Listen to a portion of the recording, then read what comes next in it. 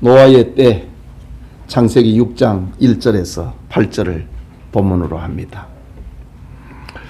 우리 주보에 10가지 질문을 이렇게 제시를 했습니다. 순서대로 보도록 하겠습니다. 1번입니다. 지구상 200여 곳에 등장하는 홍수설화의 공통점은 무엇인가요? 설교문에서 답을 찾아보자 라는 겁니다. 지구상 200여 곳에서 홍수설화가 있는데 그 설화들의 공통점이 뭔가 라는 겁니다. 그것은 계획적 심판이라는 겁니다. 신의 계획적 심판이라는 거고, 큰 배가 만들어졌다는 거고, 그리고 주인공 가족이 구원받았다고 하는 겁니다. 이것이 존재하는 홍수설화의 공통점입니다. 두 번째 질문입니다. 홍수설화의 공통점은 무엇을 교훈하고 있나요? 홍수 심판이 긴 세월 동안에 왜곡되고 와전되었지만은 역사적인 사실이라는 것을 알려주고 있습니다. 역사적인 사실이기 때문에 지구상 200여 민족 가운데서 홍수설화가 존재한다는 거지요. 왜곡되고 와전됐지만은 사실이었으니까 존재한다.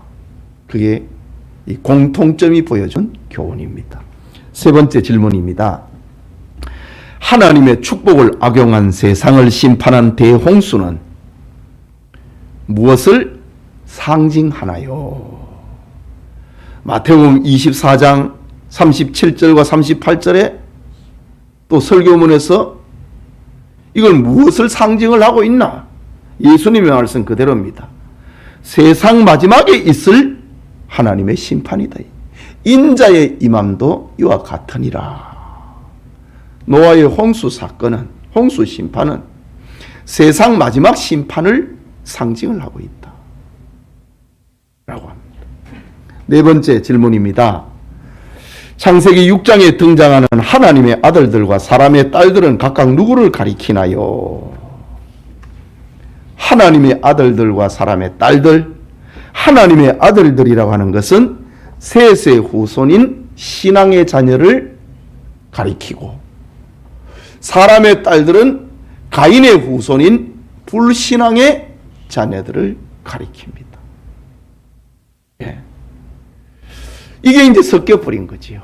그 이제 다섯 번째 질문입니다. 노아의 때에 하나님의 아들들의 결혼관을 가리키는 성경은 무엇인가요?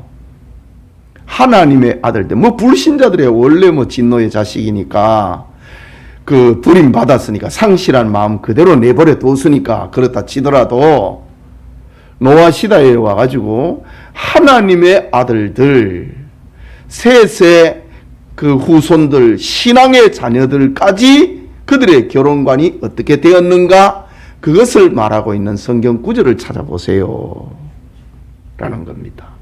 6장 2절에 보면은 사람의 딸들의 아름다움을 보고 자기들이 좋아하는 모든 여자를 아내로 삼는지라 라고 했습니다. 우리 예배 시간에 이 보고라는 이 히브리 말을 제가 주석을 한 적이 있습니다. 보고라라는 말인데, 이것은 하와가 하나님이 먹지 말라고 하는 그 선악과를 보았다. 보니까 먹음직도 하고 보암직도 하고 지혜롭게 할 만큼 탐스럽기도 한 나무인지라 그것을 먹어버렸다. 그 단어하고 똑같은 겁니다.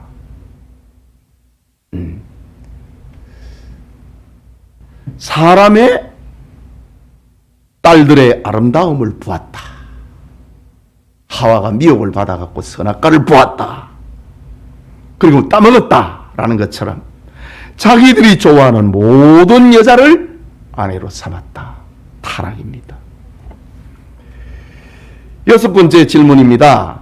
하나님의 아들들이 결혼하여 낳은 자식을 무엇이라고 불렀으며 그 뜻은 무엇인가요? 뭐라고 불렀지요? 네피림이라고 불렀습니다. 네피림이라고 하는 뜻은 무언가? 타락한 자, 반란을 일으킨 자, 신앙을 버린 자. 그러니까 이제 부모 시대보다 더 악해져 버렸다 이 말입니다. 신앙을 버려뺐다는 겁니다. 이게 네피림입니다. 7번째 질문입니다. 노아 시대의 죄악상을 대변하는 말씀은 무엇인가요? 6장 5절에 사람의 죄악이 세상에 가득함과 그의 마음으로 생각하는 모든 계획이 항상 악했다. 노아 시대의 죄악상입니다. 마음으로 생각하는 모든 것이 악했다고 합니다. 이게 어떻게 악입니까? 하나님 앞에 반란을 일으키고 신앙을 버리고 타락했다라고 하는 그런 말입니다.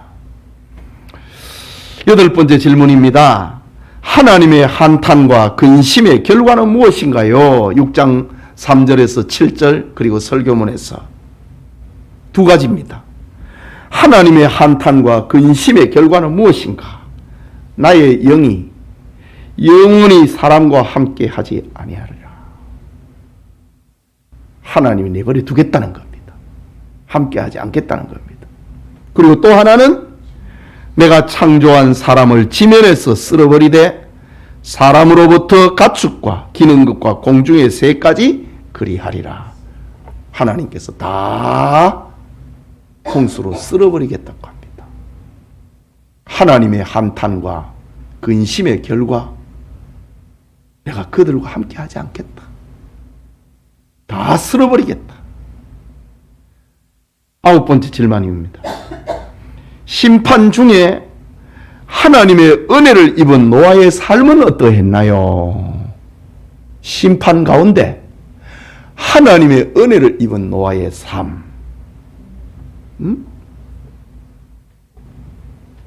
그 설교문에서 우리 한 4가지를 우리가 답을 찾아볼 수 있습니다. 첫째는 하나님 중심의 삶을 떠나지 않았다. 네피림이 다 버려뺐잖아요. 그러나 노아는 하나님 중심의 삶을 떠나지 않았다. 또 하나님의 함께 하심과 동역자가 됐다. 하나님의 심판과 구원 계획을 받았다. 방주를 만드는 순종의 삶을 살았다.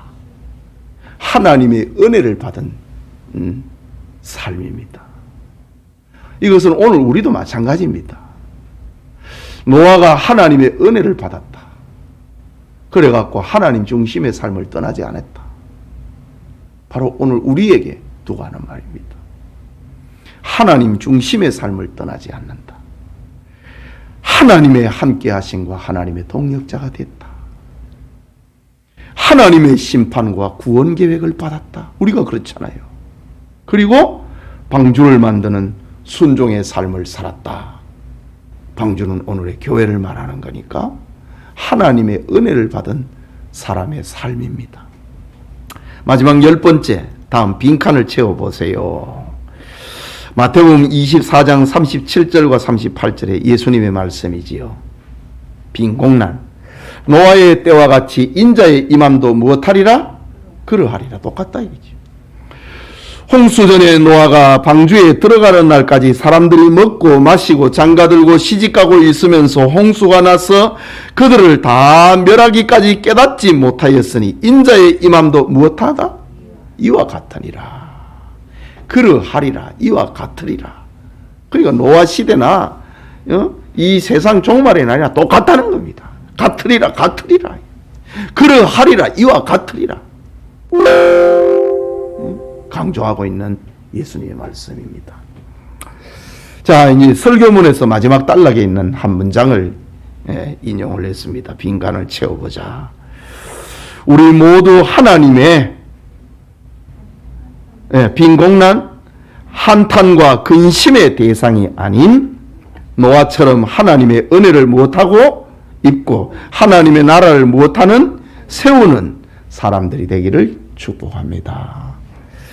우리 지난 설교를 한번 이렇게 복습을 하는 구역 공부 시간을 가지게 됩니다. 기도합시다.